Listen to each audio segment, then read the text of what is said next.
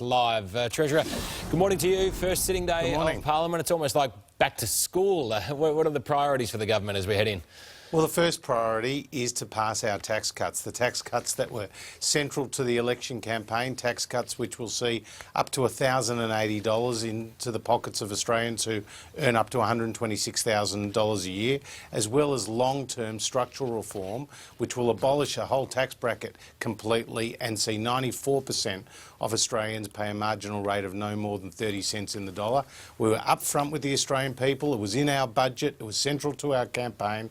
Labor's now dragging their feet, showing they've learnt nothing from their election defeat and they've heard nothing on their listening tour by continuing to oppose this important tax relief. Well, you're sort of tightening the screws here on Labor, effectively saying that they've got to pass it because you've got the mandate now. I mean, flip the coin here, though. If Labor had won the election, would the coalition have just rolled over and supported their changes in Parliament on franking credits and negative gearing? Well, they were disastrous policies and they were rejected by the Australian people. And we But if they'd been supported, would you have supported them? Well, if my mother was my father, I'd be a different person. I mean, the reality is the Australian people spoke with a very loud voice. The Labor Party went to the last election claiming that they were seeking a mandate, seeking the moral authority to implement a very high-taxing, high-spending agenda. That's in their DNA. What we took to the Australian people was a reduction in tax, a very significant reduction in tax. That's what we're looking to pass the Parliament. And Labor is a shambles. I mean, Tommy, you got their own backbenchers saying that they just need to get on with it and stop blocking tax cuts. Then you've got Jim Chalmers, who was proud and pleased of the retirees and the housing taxes, saying, they're not going to support it. I mean, they really have a different position and a different excuse day to day. So if the legislation is passed this week, when do you think Australians might actually start seeing that money in their back pockets? Well, I've spoken to the Commissioner of Taxation. He has told me that if it passes this week, the ATO will work through the weekend and with their systems changes, and that people, when they put in their next tax return, will get that benefit as they are entitled. So that will be next week if it passes this week.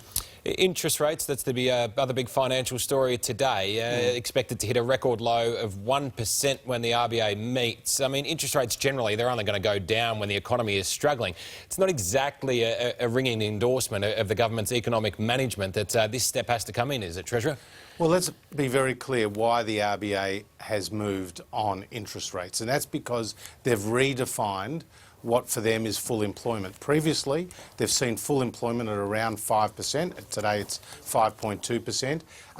And now they're saying it's got a 4 in front of it, so there is spare capacity in the labour market. They want to encourage more employment and they're not worried about subsequent inflationary concerns. That's why they've moved, and in the words of the RBA governor, they didn't move because of a deterioration in the economic outlook. So the fundamentals of the Australian economy remain sound. Unemployment is lower than when we came to government. We have a AAA credit rating. We have a relatively low debt to GDP ratio compared to other countries. And we saw 40,000 new jobs being created last month. So we continue to grow, but we still face some challenges. Are you anticipating an interest rate cut this morning?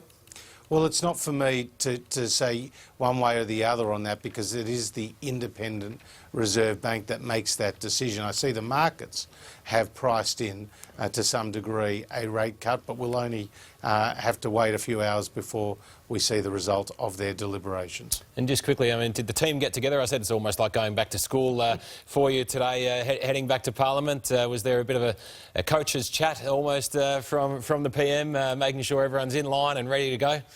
Oh, well, look, the Cabinet met yesterday. The party room will meet today.